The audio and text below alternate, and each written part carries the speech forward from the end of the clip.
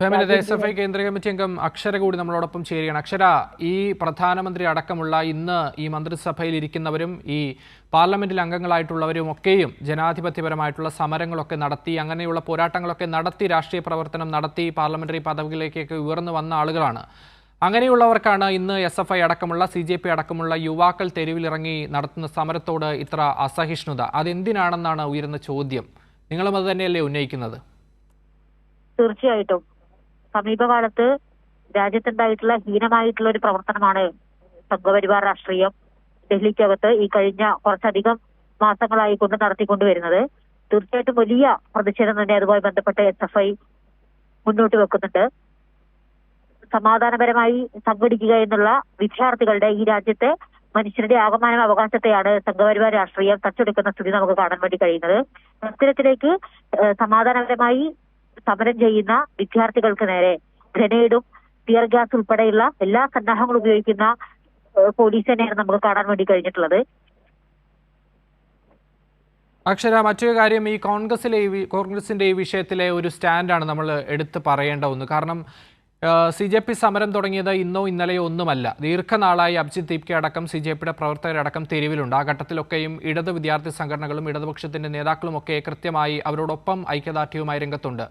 വലിയ വിമർശനങ്ങൾ കോൺഗ്രസിനെതിരെയും രാഹുൽ ഗാന്ധിക്കെതിരെയും ഒക്കെ ഉയർന്നൊരു ഘട്ടത്തിൽ മാത്രമാണ് പൊടുന്നനെ പ്രധാനമന്ത്രിയുടെ വസതിക്ക് മുന്നിൽ ഒരു സമരം സംഘടിപ്പിക്കാനായിട്ട് ഈ കോൺഗ്രസ് തയ്യാറാവുന്നത്. ഈ വിമർശനങ്ങളിൽ നിന്ന് തടി തപ്പാനുള്ള ഒരു മുഖം രക്ഷിക്കാനുള്ള ഒരു നീക്കം മാത്രമായിട്ടല്ലേ അതിനെ കാണാൻ നമുക്ക് സാധിക്കൂ? അങ്ങനെയെങ്കിൽ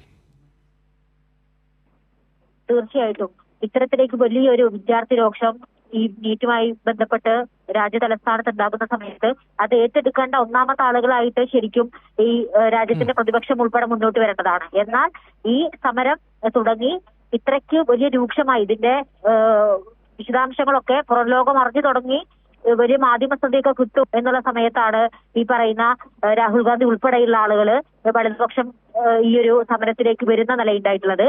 വന്ന പോലെ തന്നെ തീർച്ചയായിക്കൊണ്ട് അത് തിരിച്ചു പോകുന്ന സ്ഥിതി കൂടി നമുക്ക് കാണാൻ വേണ്ടി കഴിയുന്നുണ്ട്. പ്രതിപക്ഷമായിക്കോട്ടെ, KSU ഉൾപ്പെടെയുള്ള വലതുപക്ഷ സംഘടന, വിദ്യാർത്ഥി സംഘടന ഒക്കെ തന്നെ വേണ്ട രീതിയിലേക്ക് ഈ വിഷയത്തിനെ ഏറ്റെടുക്കാത്ത ഒരു വലിയ പ്രയാസം, അല്ലെങ്കിൽ അത്തരത്തിലേക്കുള്ള ഒരു രാഷ്ട്രീയ നിലപാട് നമുക്ക് അവരുടെ ഭാഗത്തുനിന്ന് ഈ വിഷയവുമായി ബന്ധപ്പെട്ട് കാണാൻ വേണ്ടി കഴിയുന്നുണ്ട്. അക്ഷര, മറ്റൊരു പ്രധാനപ്പെട്ട കാര്യം, നമുക്കൊക്കെ അവസാന ആശ്രയം എന്ന് പറയുന്നത് നമ്മുടെ നീതിപീഠങ്ങളാണ്. അങ്ങനെയെങ്കിൽ സുപ്രീം കോടതിയുടെ ഭാഗത്തു നിന്ന് പോലും വിദ്യാർത്ഥികൾക്ക് അനുകൂലമായൊരു നിലപാട് ഉണ്ടാകുന്നില്ല. ഈ വിദ്യാർത്ഥികളെ തല്ലിച്ചതച്ചുമായി ബന്ധപ്പെട്ട ഒരു ഹർജി സുപ്രീം കോടതിയിലേക്ക് എത്തുമ്പോൾ അത് പരിഗണിക്കാൻ സമയമില്ല, തങ്ങൾക്ക് നേരമില്ല എന്ന് പറയുന്ന സുപ്രീം കോടതി, അവിടെ നിന്ന് പോലും നമുക്ക് നീതി ലഭിക്കുന്നില്ല എന്നത് നിരാശാജനകമല്ലേ?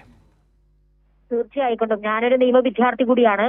അത്തരത്തിലേക്ക് സുപ്രീം കോടതിയുടെ ഭാഗത്തുനിന്നുണ്ടായിട്ടുള്ള ഈ ഒരു സമീപനം വളരെ നിരാശാജനകം തന്നെയാണ്. ഇത്തരത്തിലേക്ക് വിദ്യാർത്ഥികൾ വലിയ സമരം രാജ്യ തലസ്ഥാനത്ത് നടക്കുന്നുണ്ട്, നീറ്റ് പരീക്ഷയെ ബന്ധപ്പെട്ട് വലിയ പ്രയാസങ്ങൾ നിലനിൽക്കുന്നുണ്ട് എന്ന് പറഞ്ഞ സമയത്ത് CJA പറഞ്ഞിട്ടുള്ളത് താങ്ക് യു എന്നുള്ളതാണ്. അതുപോലെ തന്നെ ഈ ഒരു വിഷയം പോലീസുകാർ ഉൾപ്പെടെ സ്ത്രീകളോട്, പെൺകുട്ടികളായിട്ടുള്ള സമര പ്രവർത്തകരോടൊക്കെ തന്നെ വലിയ രീതിയിലേക്ക് മോശമായിട്ട് ലൈംഗിക ചുവയോടുകൂടി തന്നെ പെരുമാറുന്നത് നമുക്ക് മാധ്യമങ്ങളിലൂടെയൊക്കെ തന്നെ കാണാൻ വേണ്ടി കഴിഞ്ഞിട്ടുണ്ട്. അത്തരത്തിൽ ആ തെളിവ് ഉൾപ്പെടെ കാണാൻ വേണ്ടിയിട്ട് കോടതിയോട് സമയം ചോദിക്കുന്ന സമയത്ത് അതിനോട് വലിയ രീതിയിലേക്കൊരു മുഖം തിരിക്കുന്ന നിലപാടാണ് സുപ്രീം കോടതി കാണിച്ചിട്ടുള്ളത്. അത് വലിയ രീതിയിലേക്ക് പ്രയാസം ഉണ്ടാക്കുന്ന ഒരു വിഷയം തന്നെയാണ്. തീർച്ചയായിക്കൊണ്ടും ഞാൻ ഉൾപ്പെടെയുള്ള ആളുകൾക്ക് നാളെ ഒരു പ്രയാസം വരുന്ന സമയത്ത് അവസാനമായി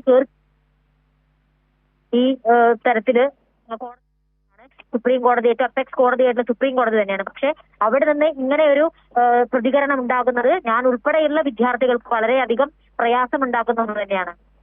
ശരി, വളരെ നന്ദി അക്ഷര. ഈ അവസരത്തിൽ പ്രതികരിച്ചതിന് കേന്ദ്ര കമ്മിറ്റി അംഗമാണ് SFIയുടെ അക്ഷര.